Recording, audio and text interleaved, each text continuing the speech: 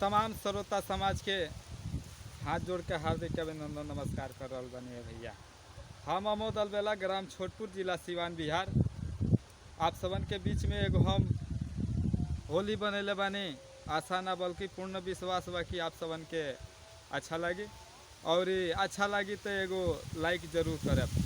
कैसे बा? हमारा के मानाई जबाना कोइले बा, हमारा के मानाई जबाना कोइले बा। बजे खेसारी के गाना डीजे पर दीवाना कोइले बा। बाजे खेसारी के गाना डीजे पर दीवाना कोइले बा। हमारा के मानाई जबाना कोइले बा, हमारा के मानाई जबाना कोइले बा। बाजे खेसारी के गाना डीजे पर दीवाना कोइले बा। बाजे खेसारी के गाना डीजे पर दीवाना कोइले बा।